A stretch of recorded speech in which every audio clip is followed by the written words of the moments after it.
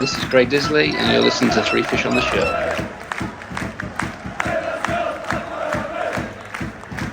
Welcome to this week's Three Fish on the Shirt. We've got three smiley faces this week on the pod. You'll find out why very shortly.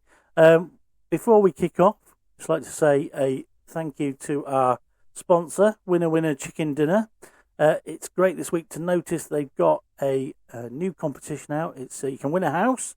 Tickets are $3.99, and or is it something like £275,000 cash alternative? And that's up and running now. So if you go over to winnerwinnerchickendinner.co.uk, get yourself an account if you haven't already, or sign in.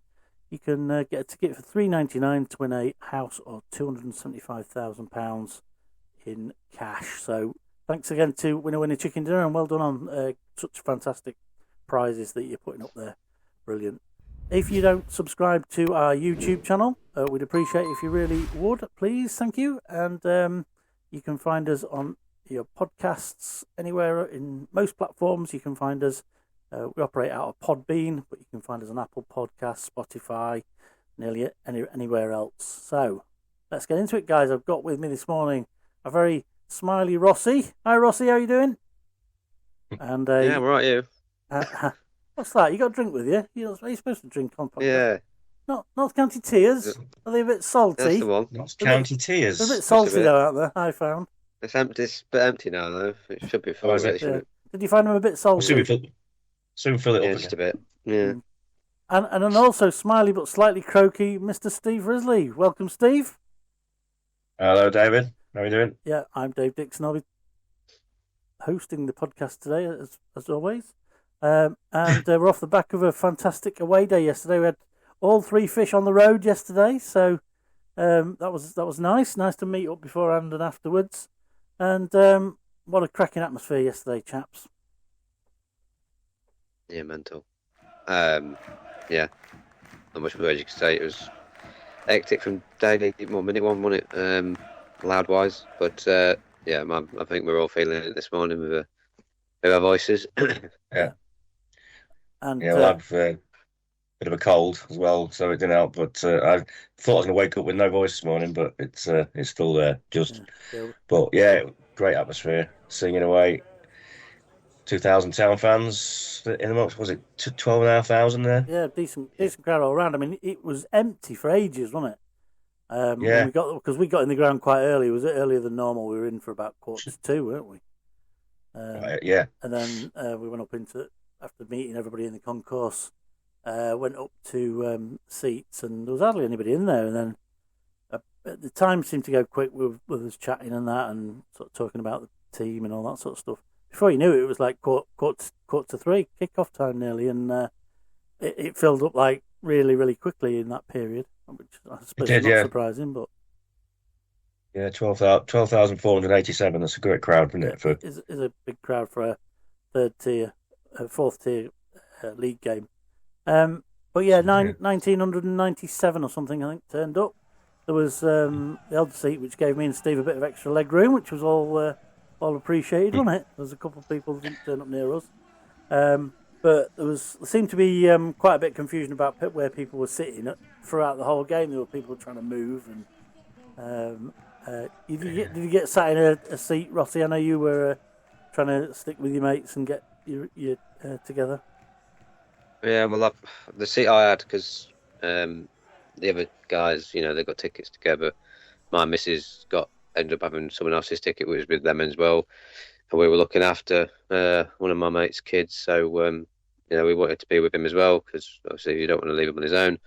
So I'd have been left on my own, quite a way down away from them. So I thought, well, not stay in my seat, because I need to be with him anyway.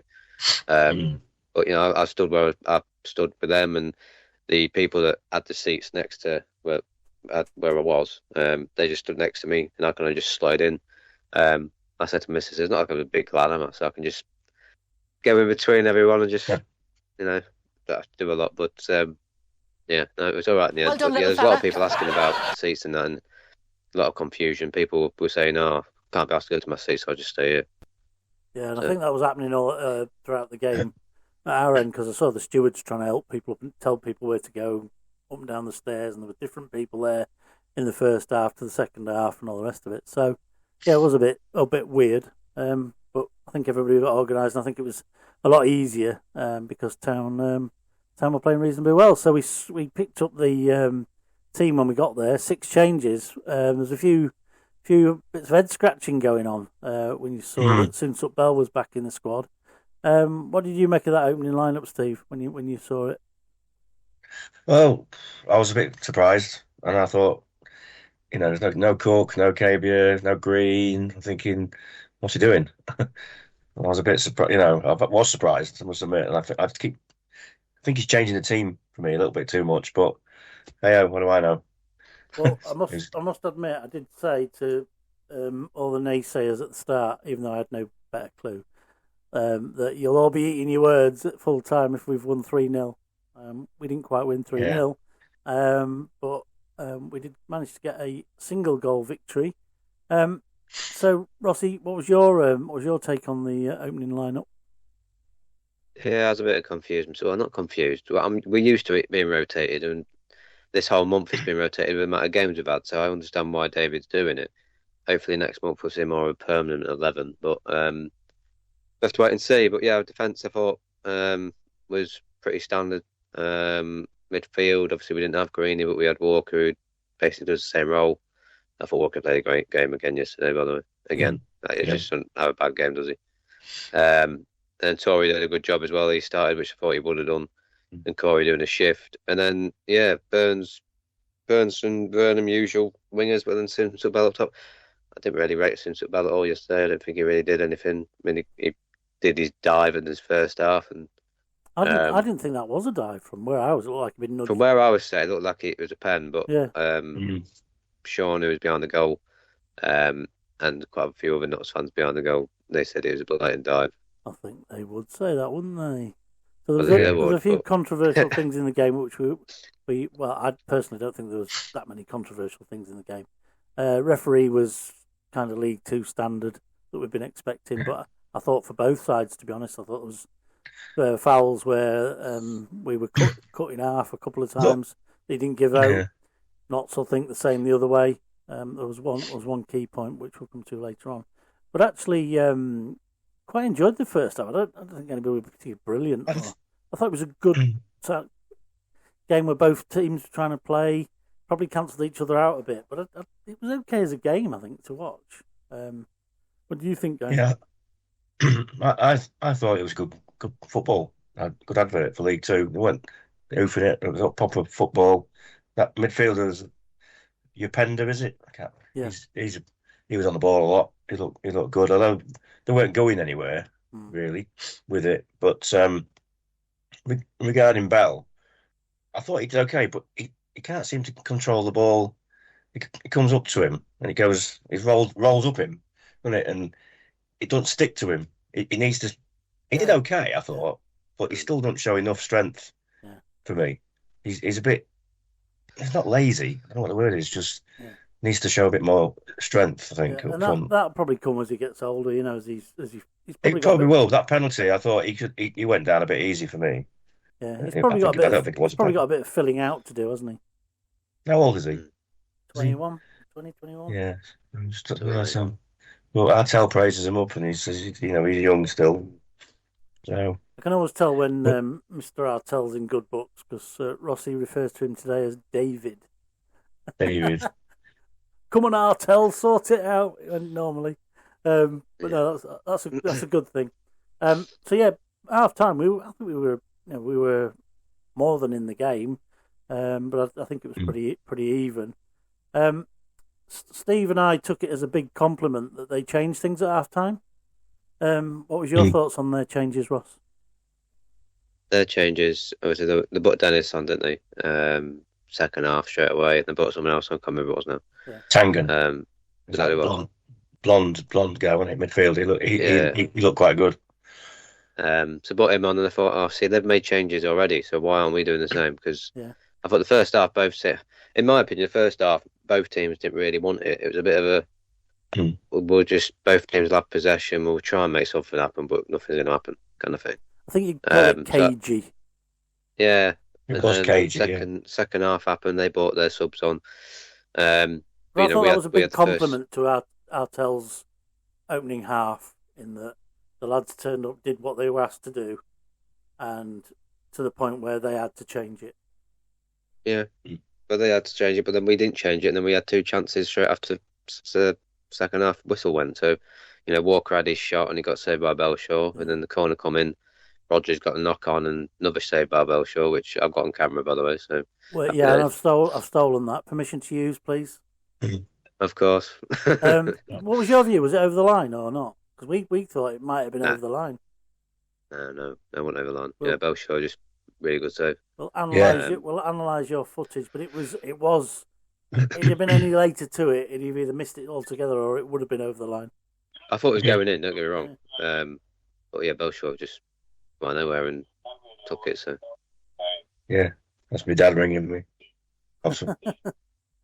He wants my view on the game. Yeah, well, tell him to tune into the podcast. He's subscribed to it. Yeah.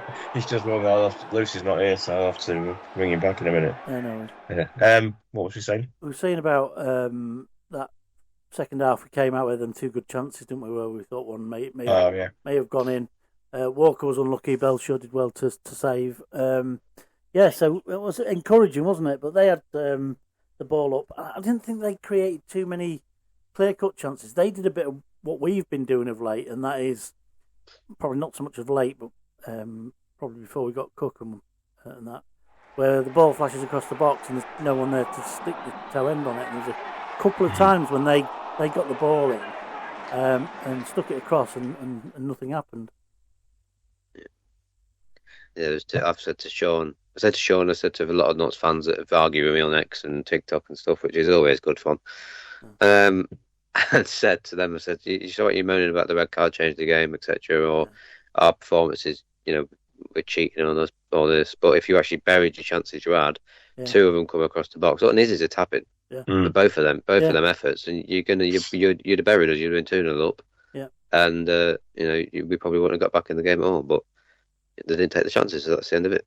So I think Smith got a hand on one of them. Just got a hand on one of the crosses before Yapenda got on it. Otherwise, I think he would have scored. And there was one where it's his back and rolled along the line, wasn't there?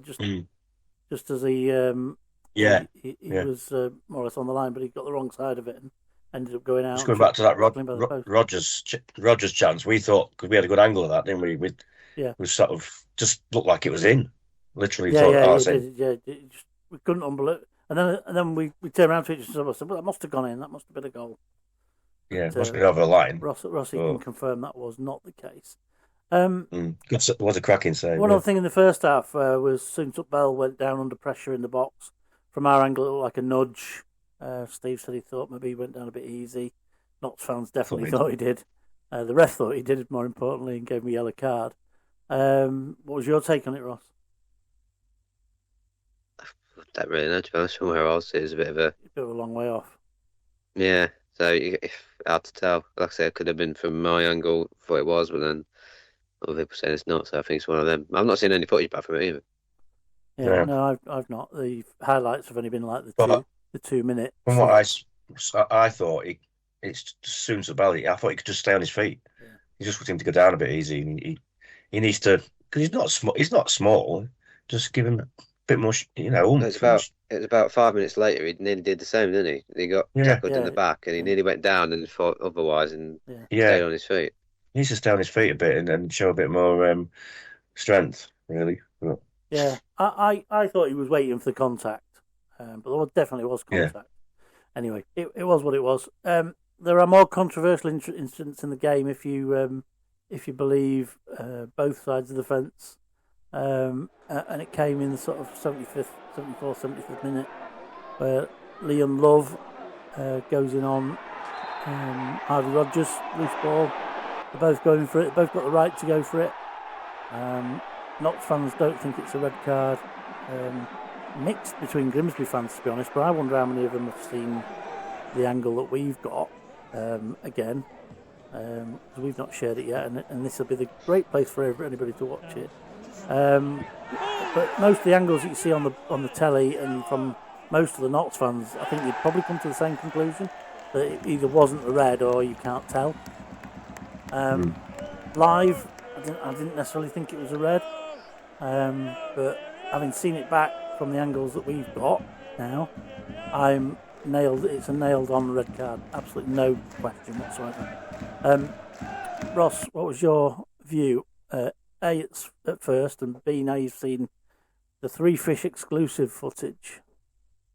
The first, I didn't really see well, I saw the challenge, but just saw Rogers go down. I didn't really see much else, and I thought, oh, he's just Rogers got to the ball before him, and he just took him out. Nothing like cynical in it, and it's a and I think that's a fair yellow card. Maybe A yellow card or just a free kick, and I didn't really see much in it. And the ref just pulled the red out. The thing is, the ref got a really good view. It was confident as well. One of the ref, he didn't have any doubt. I've never seen such a decisive red. He's two steps straight over, bang, red card. Have that go off. Yeah, I mean, he was stood there in the right position. And obviously, with the footage that you've got and what people see when it comes out, you can see the ref is literally where we can see what we see. Yeah. You see that footage is a red all day long. You can't have your foot that high, even if it's soft contact, which is what I've said in my review. Even if he's brushed his leg, you can't have your foot that high. It just doesn't work like that. Yeah. Nearly castrated him. Yeah, Steve. Yeah, well, I said to you straight away, I said, "Oh, that's a definite yellow," because he'd been letting stuff go, and I think that's a definite yellow. And then the way he went running towards, I think I said it could be red. This, and then it was a. It looked from what initially I just thought a yellow card, but yeah, it's a red card. I mean, like the Walsall goalie when he took out a cookie last week, he was high, and I said anywhere else on the pitch, the player does that, it's going to be a red card. And the referee probably had the best view angle of it. David Artell said he couldn't see it, so he did an Arsene Wenger on it, said he couldn't see it. And I think that's right. I think he would have had the same view as most of the Notts fans, probably at that end of the field where you're behind it and where he actually makes contact, you can't see. From our footage, you can clearly see where he lands. I think NDLOVU just thought it messed up and all. You know, he let his side down and. Yeah, but they clapped him off. They clapped him off, didn't they, Notts fans, when he come off? Yeah. I was thinking, what the fuck are you clapping him for? Just cost you the game. Potentially. One of the things I noticed from the video, and it's not to do with what you can see, it's more to do with what you can hear, is my immediate reaction was, "Ooh, you dirty bastard." So I must have thought it was quite nasty. Otherwise, I wouldn't have been bothered. So yeah, that's that aspect. Yeah. So just on the sending off, we know that was clear cut now. I think we've cleared that up. We then playing against 10 men. You wonder if we're gonna manage to do any good or not. We've struggled a little bit against 10 men, if anything, this season. But I thought we made good use of the space. I think they had to press because it was still 0-0. They were looking for a win. I thought we started to make good use of the spaces that were opening up as they pressed forward. Steve, what did you see in that kind of last 15-20 minutes? Well, I think I said to you, this is a great chance now to win it, but we don't want to do something stupid and lose it, because we've conceded against Walsall with 10 men, and they got a couple of corners as well. Yeah. But then I'm just trying to think when Cookie came on. He was 83rd minute. He came on, didn't he?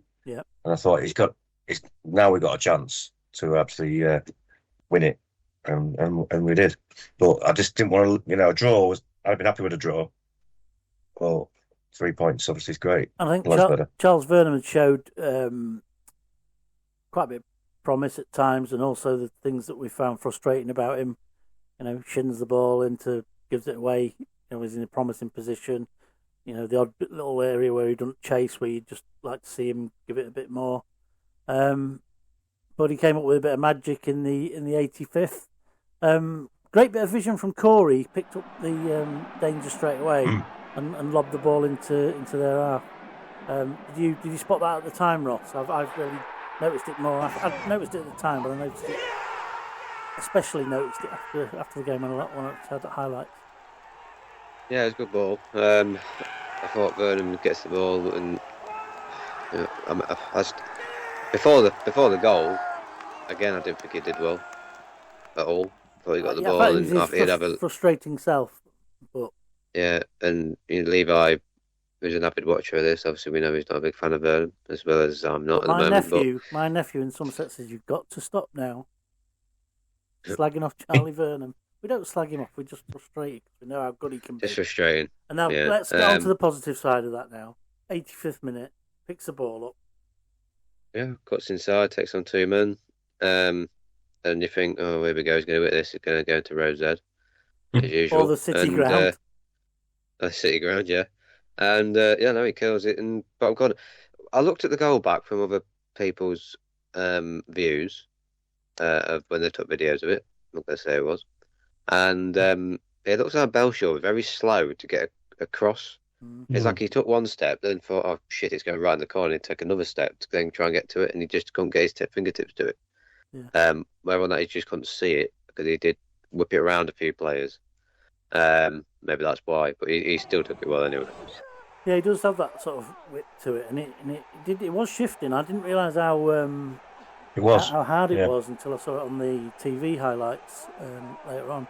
But he had a fair bit of pace behind it, and the keeper's only got those sort of milliseconds to respond. And you when you're looking back in the highlights, you know where it's going, don't you?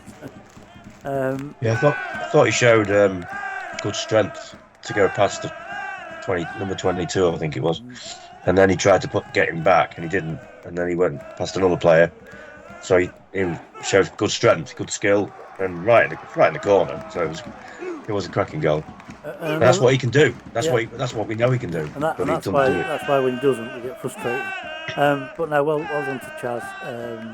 And the song, he appreciated the song as well yesterday. The marimba rhythm.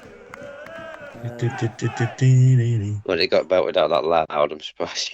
City ground if people around it weren't listening either. No, it was a fantastic moment. And then really it was just a case of holding out anything they could throw at us. I think the other thing, I don't think I realised the goal was so late. It was 85 minutes, which I hadn't picked up on at the time, because in the middle of the game it was quite intense. But then there was another 15 minutes to go after that. We didn't realise that at the time though, did we? Because no, but I thought we saw the extra time out. I thought there was about 5 minutes or something, maybe at most. Was you surprised, Ross, that it came up with 8? No, not really. Me and Levi looked at each other. It was like, what we're saying, 5, 6, 7, something like that. They come out at 8. I was like, yeah. They actually played 9. Red card. Yeah, no, well, that wound me up, because I thought, they're on the break here again, and I thought, if they score, we're going to go apeshit in the wrong way. But no, we hung out, and we got the result we wanted. I would only say I kind of sympathise in a way with county fans, in a way with some of the decisions that went against them. Yeah. So I thought Rodgers should have been booked with the push he did on Jody Jones into the advertising board in the second half. Yeah. Don't know if you've seen that, but it was. I haven't Jody seen Jones it. I saw it. I saw it had happened at the time, or assumed it had happened because of where everybody was. But I think the equivalent should have happened with whoever it was who shoved Tory into the boardings early on in the second half. And then did it again. Early in the game. Yeah, that was Jody Jones, I think. Yeah. So, Rodgers, was it? Right, yeah. So Jody Jones was about to do a quick throw, and Rodgers ran up to him, pushed him into the advertising board before he could do it, so he can get back to his position. I thought that was a yellow card. Ref didn't give it, and I actually thought Tory could have been sent off for 2 yellow cards. Right. So the first half, very early on, I don't know if anyone saw it, he gave a free kick to Knotts, but Tory, Knotts I think it was Jody Jones trying to get away, and Tory literally held Jones' arm and wouldn't let him go to run off. And any day that's usually a yellow card if you pulled someone back. Yeah. Didn't give it, and then Tory got booked a bit later on. So I thought we maybe got away with one there, but it's what it is. Yeah, but we've had a bad look and all on it, so take it when it's going that way. And their number 20 was wittering at the referee all afternoon. Finally got a booking in the 91st or 92nd minute, which I thought was thoroughly well deserved. It was Scott Robertson or Robinson or something like that. Scott Robertson, yeah. I was saying to you, he's in the ear of that ref all the time. Yeah.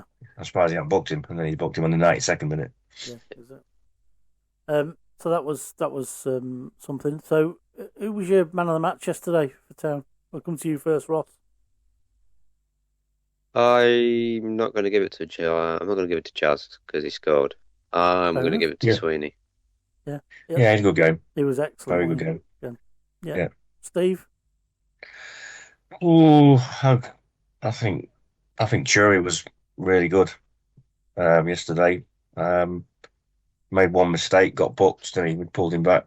Guy behind me, he's moaning like hell at him, saying, "Oh, we need to control the ball." I thought, I had to go at him, didn't I? To protect the ball was his thing, wasn't it? But he need to protect the ball. He's been doing it all game. He just made does one most error. of the time, doesn't he? I had someone behind me because when we was playing at the back, especially in the first half, when we got the keeper, went to defence and back to keeper, and stop fucking about with it. And I'm like, there's nowhere for him to go. No one's offering any options to pass the ball, so they've got nowhere to go to pass to. Yeah. And I thought, he kept going on and on behind me. I thought, I can't be arsed. I didn't turn around. I thought, we'll just start. Can't be arsed. Just talking about that, about passing stats. There's, so Churi. Yeah, Churi for your man of the match. For me, I thought it was just classy. Yeah, can't disagree with that because it's your view, and if that's who your man of the match is, that's fine. I thought Rodgers was immense again yesterday. Yeah, to put Rossi under pressure. Not anymore. Can't be arsed. he just runs and he's skillful as well. And he ran into the corner flag right towards the end. The one I was going to mention. He ran from the edge of the penalty area. Well, further. He was in the penalty area, and he ran over to where you were sat, Ross. And he jumped in with a challenge that, had he got it remotely wrong, would have been probably a red card. But he got it. He got it spot on. He was booked in the 50th minute, so he'd got a second yellow, probably red, and he'd been off. But he got it spot on, and it was a super challenge. But he was like that all afternoon. Me and Levi were saying when he was running over it, obviously you wouldn't have seen it, but as he's running over, we was watching him, but his face was so angry. As he's running over, he's like proper puffing out his cheeks in like gritted teeth, and I thought, oh, shit, he's gonna have me. And luckily, he got the ball, just missed him. But just missed him, didn't he? Yeah. I think if anybody epitomises what it means to play for Grimsby Town at the minute, it's Harvey Rodgers again. Yeah, he's done a good shift again. He's captain yesterday as well. He's just immense. I thought. So for that reason, I'd go with Harv. Can't just keep giving Harvey Rodgers man of the match, then, can we? No, but to be fair, I'd probably say Jacko could have deserved it as well. Jacko, after the goal, was it Rod McDonald header? And he probably just gets it a little bit too close. 93rd minute. Great save. Yeah. Absolutely. No, he's quality keeper, isn't he? He's made such a difference to us in this run. Well, how many clean sheets is that now in the last one? I don't know, 8. Quite a lot in it, yeah. Imagine if he was at the start of the season. 4 in the last 8, and then there was a run of higher concentration than that before that, wasn't there? Well, it was only MK Dons. We conceded 2, Bristol Rovers, Walsall in the league. So So no, there's massive kudos to Jacko as well. He's been nothing short of superb, and like I say, you can't fault him. I'm just looking for as you were saying about passing, most 10+ passing sequences this season in League Two. I'll go through the list. Notts County were top before yesterday's games, 248 plus 10 passing sequences. Then Chesterfield 244, Crawley 191, Colchester 172, Barnet 162, Oz 139, Cambridge 135, Swindon 128, Crewe 125, and then sort of blah blah blah to the middle. And you get to the bottom sort of 6, and it's Accrington 57, Oldham 51, Shrewsbury 50, Gillingham 47. So you're talking about a third of ours. Walsall 30, but the real killer is bottom with least 10+ passing sequences this season. Bromley. Jeez. Tells you everything you need to know about how they played, doesn't it? Yeah. But it was just that's amazing. Startling start. Yeah, that just suggests that they may be a little direct. Yeah, I think so. And they got their regulation 2 goals again yesterday. And Mr. Cheek got both of them. From the penalty spot. He did. Yeah, it's a machine. We'll come back to League Two in a bit. I think that pretty much wraps up the game yesterday. I think there was quite a bit of hard done to feeling by the Notts fans, but I think to some extent we've been able to put that to bed in today's analysis of the game. Any other observations from the match? Yeah, the one thing I was going to mention before the pod, and I said I'll mention it on the pod. Go on. It's because it's a talking point. We're bated breath now. You've set the expectation really high. It's here. What do we reckon to Maldini's new chant? Oh yes, I like that. Yeah, he's from Albania. He'll fucking murder you. Yeah. Oh dear. I thought it was all right, but if people were like, "Oh, that's going to get cancelled out," they'll moan about that. Can't say that. Yeah. But I thought, nah, just get on with it. Yeah, just get on with it, man. I thought it was good yesterday as well. I think they mean it in a footballing sense, not in an actual sense. And I thought it was good though.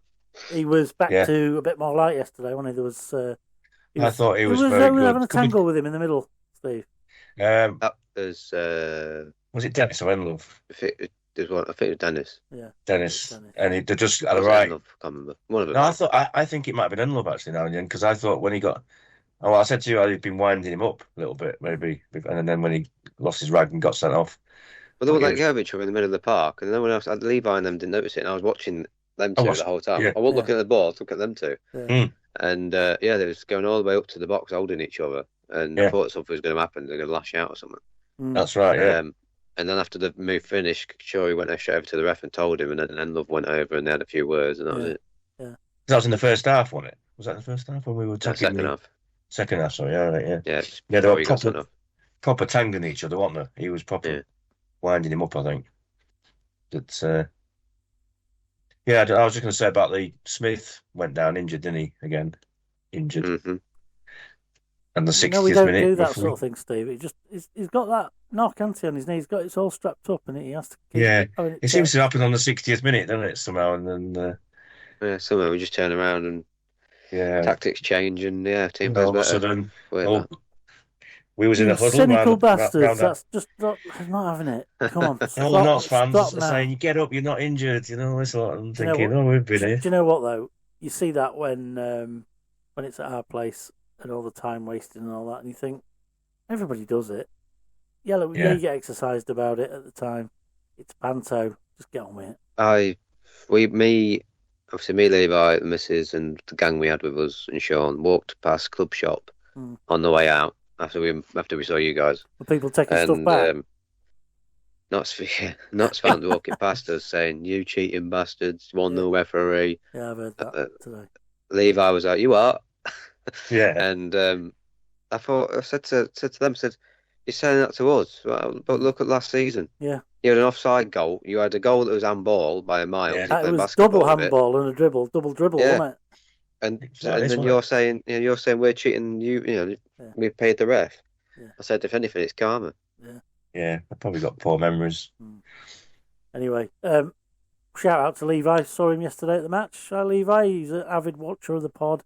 And Sean, who we met for I met for the first time. Had you met him before? I know you're in contact online. This was our first time as well. So it was nice to meet Sean yesterday. You'll see a pic of us here at the match yesterday.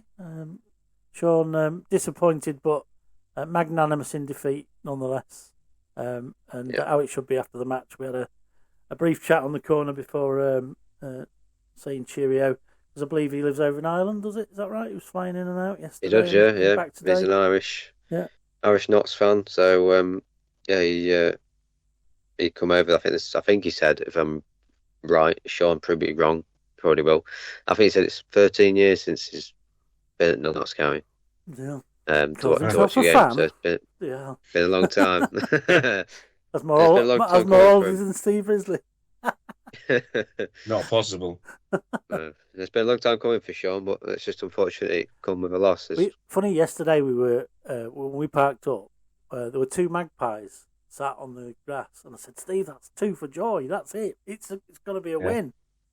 And they're black and white as well. Yeah, and so it was.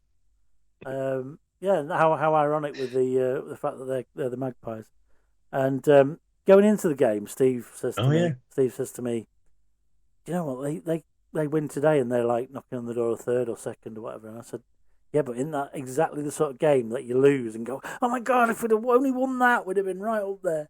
And I think there's an added pressure to go with that. And I believe that, that would have had an impact on them yesterday.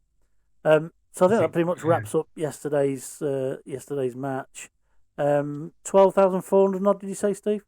Was it the game? 12,487. There was actually more there than there was at the Bournemouth game in the Premier League yesterday, because I watched Match of the Day last night and there was 11,000 there. Christ, that's decent, isn't it? It's mad, isn't it? Yeah. When you think about it. So let's get into the other results. In midweek, we had some quite kind results. But yesterday, there was some 3 early games. Cambridge won, MK Dons won. Lavery put Cambridge ahead with 15 minutes to go. And our old friend, Mr. Death by Sniper, got taken out, took a penalty in the 96th minute to equalise. That was never a penalty either, that at the MK Dons pen. They were just running alongside each other and the MK Dons bloke fell over. I didn't see it as a challenge. And I just think same old for MK Dons getting the pen. 96 minutes. Great result for Notts, though, wasn't it? Like we're saying. Yeah. They're probably thinking, that's good for us. Got away with one a little bit, haven't they? Yeah. Shrewsbury won, Walsall 2, so Shrewsbury's good run ended by Walsall. Was it you, Rossi, that was saying that the bloke who scored their goals yesterday, Farquharson, was not rated by the Walsall fans and managed to score against us, and now he's free scoring by the looks of it? I don't know if it was him. No, it was Presley. He was scored the header, the second header against us. Oh, right. He's the one that wasn't rated. Yeah, I'm mixing up because the other guy's called Priestley, isn't he? Priestley Farquharson, and the other guy's Presley. Yeah, Aaron Presley. Yeah, that's why I was getting confused. But Shrewsbury, they'd equalised their early goal, and a man sent off in the last minute. Swindon won, Bristol Rovers won. Bristol Rovers went ahead there, and Ollie Palmer equalised. But the interesting fact about that one, Holloway sent off, and Steve Evans, although he gets on with him, wasn't very complimentary about him. Barnet won, Offaborth scored in the 65th minute. Chesterfield 0, good result for us, although Barnet are close as well, so it's a little bit two-way that one. Barrow 0, Gillingham 1. Rod McKenzie 90 plus 13 minutes. That goal. Mentally that. 103 minutes into the game. Yeah, unbelievable. Bromley 2, Accrington 1. So Love for Accrington was sent off in the 14th minute for a stamp on a Bromley play. I think it was Cheeky actually stomped on. And then Cheek scored the penalty. It wasn't from that incident, but Cheek scored a penalty just a minute into injury time of the first half. Abin Bowler equalised it straight away. And then Cheek scored a goal just after the second half started with another pen to give them their regulation 2 goals and a 2-1 win against Accrington. They're just relentless, aren't they, Bromley? Yeah, they're unbelievable. Ridiculous, isn't it? Yeah. I don't know what the secret is. Play to them. Oh, yeah. Oh, no, you can't. Guy behind, successful, there's a guy in front of us, one who's saying we didn't know him, he just started talking to us like, got there, and he's like, oh, yeah, Bromley, they won't go up. They won't go up. I'm thinking, they're drawn the last 3 games, they're wobbling now. I'm thinking, they're the top of the league, mate, and they're flying. They've only lost 4 games. Yeah. 4 points clear at the minute. 2 or 3, yeah. To be fair, it was a bit of a div. Certainly his view didn't align with ours. Hello, if you're watching. That was Steve who said that, by the way. I had my cap on, he wasn't backing out. Colchester 0, Salford 1. Cole Stockton got the winner 12 minutes before the end. So Salford getting back up and running after, I think it was 4 straight defeats. Am I right there? Yeah. Before that, yeah. So their form turned around a little bit. I imagine Carl Robinson had steam coming out of ears for the period before yesterday. Crew Tranmere 1 was a bit of a killer. March scoring the winner in the 91st minute. Tranmere couldn't do us a favour and hold out, so I'll be having words with my... No, I'm happy. I'm happy with March. Are you? Oh, was he in your... because he won me my bet. What? Which one? Crew? Yeah, not my League Two bet, but I had a five-fold on, and Crew was the only one letting me down, and obviously the one that got that goal, and it won me my bet. Well, So I was happy. Town should be coming first. Thank you very much. Well, we won, so sorry. Yeah. Yeah, I just hope we don't miss out to Crew by a point or a goal difference or something like that. Yeah, and then it will be my fault. Yeah. Fleetwood 0, Newport 0. I bet that was exciting. Whoa. Great game. Notts County 0, Grimsby 1, as we've said. And That was exciting. Sent off 76 minutes. Vernam scored the winner on 85. Oldham 2, Crawley 0. Stevens getting both those goals either side of half time. And then Friday night there was Harrogate 1, Cheltenham 1, and Heffernan scoring for Harrogate to equalise in the 50th minute. And your old mate, Mr. Hutchinson, scoring in the 46th minute to put them ahead. He did. I watched the game. Did you? Was it good? How was it? First half, I thought it was a bit meh. Not much happened. Second half, both teams come out. It's just end to end. Like both teams just attacking like mad, end to end. It was a really good game to watch the second half. But yeah, it could have gone either way for both teams. But no, it wasn't bad watching in the end. Excellent. Yeah, I bet you're just pleased it wasn't Fleetwood Newport, because that sounds like just the two teams involved and the score just makes you think. Yeah. Jesus Christ. So that takes us to the league table. Bromley top on 68, and the top two, them and Cambridge, who are on 64. The auto promotion playoff places completed by MK Dons on 62, followed by Swindon just outside the playoff places on 62 as well, but with a much inferior goal difference. There's about 13 different goals difference there. Then the playoff places, you've got Swindon on 62, Notts on 61, Crewe on 56, Salford on 55. That's the playoff places. So again, Salford have been pretty buoyant, haven't they, with them 4 losses? Yeah. And then the chasing pack, you've got from 8th down to 11th in the 50s. You've got Chesterfield, 34 games, 53 points. Barnet, 35 games, 53 points. Walsall, 33 games, 53 points. And Town on 33 and 52 points. And then you've got Colchester, 33 games and 49 points, 3 points behind. So it's important to mention the number of games there, because you can see from that list, Chesterfield, Barnet, got 1 and 2 games in hand over those two. And there's only Walsall in that pack of others that we haven't got a game in hand over. So it's in our hands to power through that space, isn't it? There's 3 points from us in 11th to Salford in 7th, and we're playing them on Tuesday night. So that should be interesting. Massive game. Massive game. I mean, it's one you definitely won't want to miss by being away, isn't it? I mean, that's the key to that one. Yeah, you need to be there, Dave. Yeah, I will be there. You there, Ross? Yeah. I am, I am. You there, Steve? I'll be there. You, Steve? No, I'm on holiday. I'm watching it. I'll line them up. You tap them in. I'm watching it from my lodge up in the Alps. In the Alps. Derbyshire. The Derbyshire Alps, yeah. Yeah, I'll be watching it if she lets me. I'm sure she will, Steve, if you get her a nice bottle of Prosecco or something. Levi will be watching from Mariners TV. Yeah, where's he going? It's Rome, is it? He's going? Rome. Yeah, he's off to Rome, so that's where I'll be watching from. Yeah. I was there last year. Very nice. So, bottom of the table, we've got Newport on 25 points, Harrogate on 27, Barrow on 27, Crawley in 21st on 28. So, that's the bottom 4. Then you've got Bristol Rovers on 31. Then you've got a 4-point gap to Tranmere in 19th on 35. I'm still of the opinion it's 2 from 5 there. And most likely to be Newport on one of the other 4.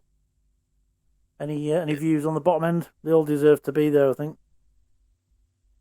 Yeah, it's tight. It's getting tight now, isn't it? And Barrow, they're right in there. I'm going to call it now. I'll call it now, and if it's wrong by the end of the season, you can ridicule on me. Oh, what more than we do now? But yeah. Go on. I reckon Harrogate stay up. Right. Yeah. Okay. Who's going down then? Yeah. Who's down there again? Newport. Well, Newport and Barrow. Crawley. Newport, Barrow, Crawley, Bristol Rovers.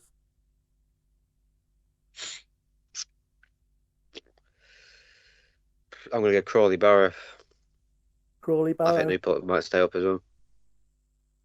There's a 3-point gap to overhaul. It's not impossible. They've got a game in hand, but they've got to start with Harrogate have pulled it back a little bit now, aren't they? They're a bad run. The challenge there is there's not many points in it, but when you're in the shit like that, and I remember it well from Town being there in the not too distant past, is you're thinking at that point though, where's the next 3 points coming from? Never mind, there's a 3-point gap. Yeah. The Harrogate wise, the only reason I'm saying it is because they did play really well on Friday night, but they're getting all their injuries that they had. They're all coming back. So Duke McKenna is now back. He played really well. They've got a few other players that they've relied on in the season. They're now coming back. And they featured again on Friday and against the Cheltenham team that I wouldn't say have been that bad since managers come in. I just think they might just stay up. Like I say, it's so tight down there, anyone can go down. So yeah, I think Harrogate stay up for me. And I say Newport stay up and Crawley Barrow get dragged down. Steve, are you going to say something before I launched into that? You what, Dave? I thought you were going to say something before I launched into. I know. I was just like Harrogate. They're stuck with the manager, and I know you said the owner. It's his dad. It's his son. Yeah. His dad. Yeah, but all the other Newport have changed their manager. They Barrow. They sat their manager, didn't they? Yeah. Crawley, not sure. They still got the same, but they're stuck with him. Yeah. He's been there for God knows how long, about 17 years or something. Oh, right. But Crawley got Scott Lindsay back. Yeah. Crawley got. I think it's Scott Lindsay there. Yeah. Pretty sure he went back there, unless he's gone now. But I'm pretty sure he's there. Crawley. I'm sure it is. I'm sure it's still Scott Lindsay. Yeah. I don't think Crawley will, but I think Crawley will survive. They have too many decent results. I think Newport and Barrow will go down. That's my prediction. Yeah. Harrogate, I'm coming back, and like Rossi said, you've got players coming back. I'm inclined to agree. Yeah. I'd like them to stay up because they're stuck with the manager. I know he's the owner's son, but whatever. But... Yeah. To be honest, though,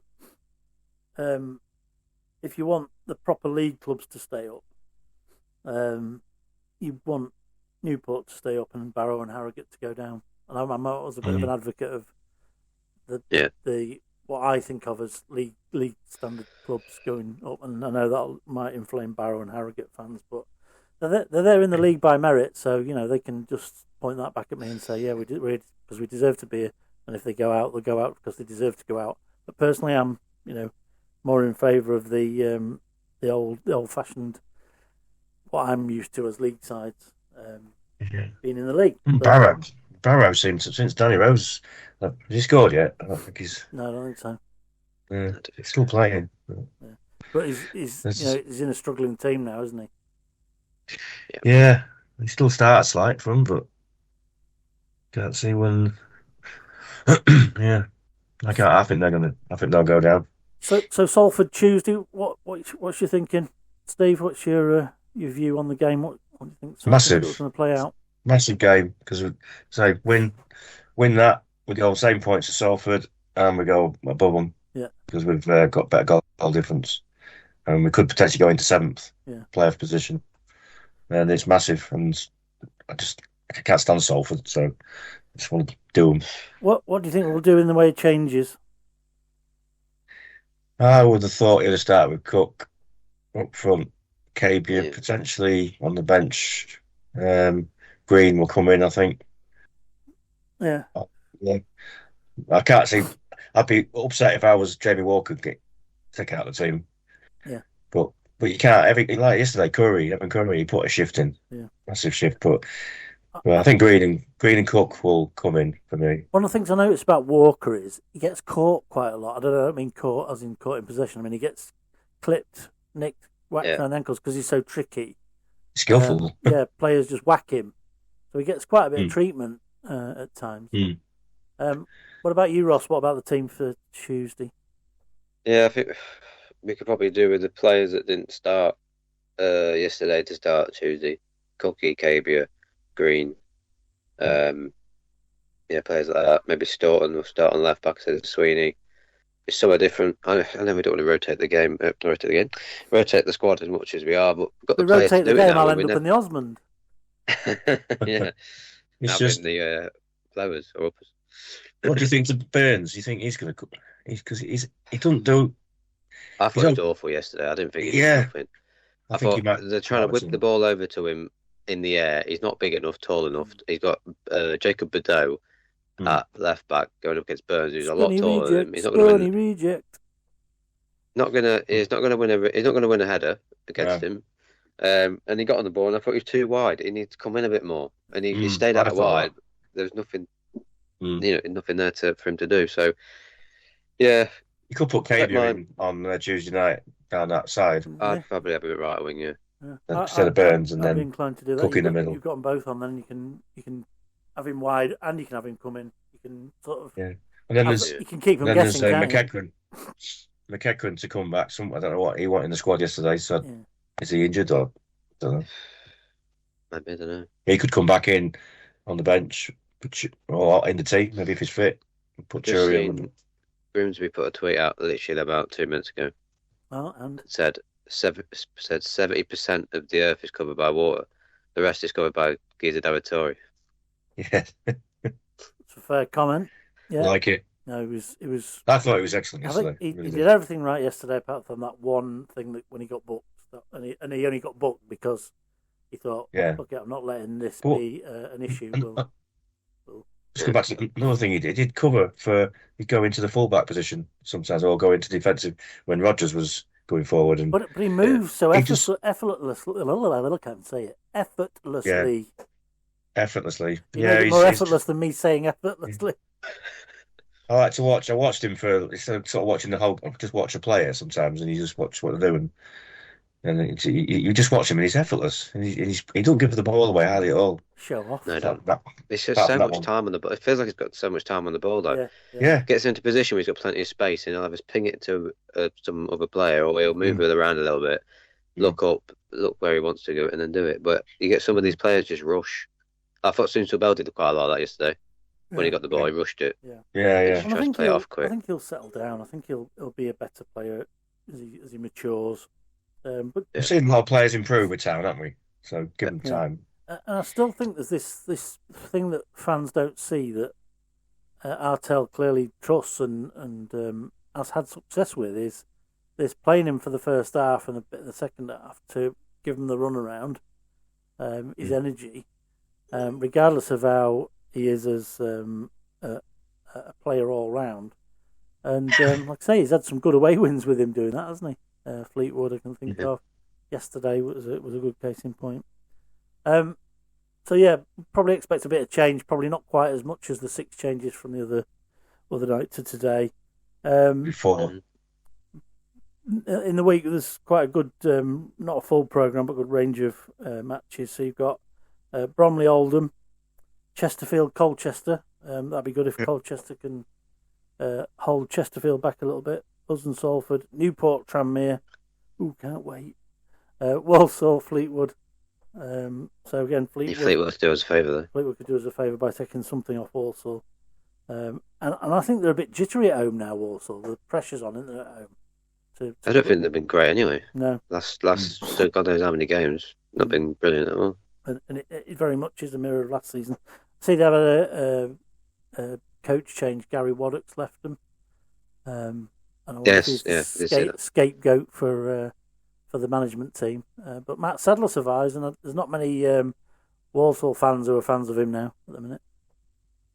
Yeah, I think if they don't go up this season, he'll be gone. I can't see him being there. No, because if they bowled it last season. Yeah, they've basically bowled it this season because they were top for quite a long time again. Yeah. If they just miss out on playoffs or get playoffs and then go up, he's got to go. I can't see why. It's something to do with December because they get to that point and they like, oh shit, Christmas. I think they just have a massive fucking Christmas piss up. They must do. Yeah. They're still hanging in March.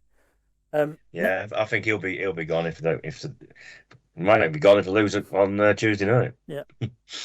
Next week to Saturday, there's some interesting ties. Early kickoffs. That's us. So if you are a Grimsby Town fan, please do not forget to go to Blundell Park for a 12:30 kickoff. Because if you turn up for that game, Dave. If you go, oh, well done. Turned up there. Round of applause for Yeah. Yeah, 12:30 kickoff. So if you are going to turn up at Blundell Park for 3:00, the game will be all over, and you'll be walking past the throngs of people leaving Blundell Park. And Pip's Chips will be doing a roaring trade afterwards rather than before, I guess, this week. They're opening at 11, Ross?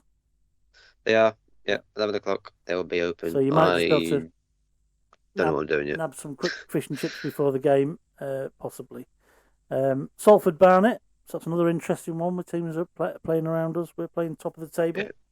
Yeah. Accrington, Cambridge, Bristol Rovers. Is that early kick-off as well? No, Salford Barnet is. And then after that, it's Accrington, Cambridge is back to 3:00. Bristol Rovers, Crewe, Chesterfield, Shrewsbury, Crawley, Swindon, Gillingham, Fleetwood, MK Dons and Harrogate, Newport and Colchester, Tranmere and Oldham, and then finally, to wrap up the afternoon, Walsall and Notts County. So that's another good one for us, potentially, for both sides to lose points. And if anybody's got a win, really, we'd probably want it to be Notts County, if anyone. Not that we really want them to be getting further ahead, but somebody's got to take points, and there's probably a hierarchy of draw, Notts County win, and a Walsall win as the very last resort. And then there's more fixtures after that as well in the week commencing the 10th. But we're not playing in that week, so there'll be Barrow and Bristol Rovers, Fleetwood, Cheltenham, Gillingham, MK Dons, and Salford Walsall. There's a few teams playing each other. Salford Walsall will be an interesting one for us to be keeping an eye on Tuesday, March the 10th. So it's getting to the tasty end of the season, and that is very interesting for us. So yeah, good to get to the game yesterday. Good to have a 3 fish on the road win. We were buzzing afterwards. It was great to see everybody, and then it's onwards from there. So Salford at home on Tuesday night. Great bit of news for the pod is that we are partnering with Grimsby Town to sponsor the grassroots initiative. So we're actually paying for a team, GCW Town Under 9s FC, to attend the game for free, basically. We're putting the bill for the tickets they have to pay for, and then a load of the team get tickets to go along. So well done to them.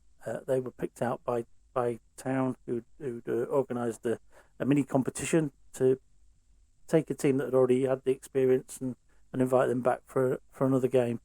So we'll be hopefully in the programme on Saturday in the Bromley game with the team who won. So that was a great initiative, and the club have taken that. It's not something they were offering; it was something we approached them about, and I think it's going to be an offering that they're going to extend out to other games when they do the initiative.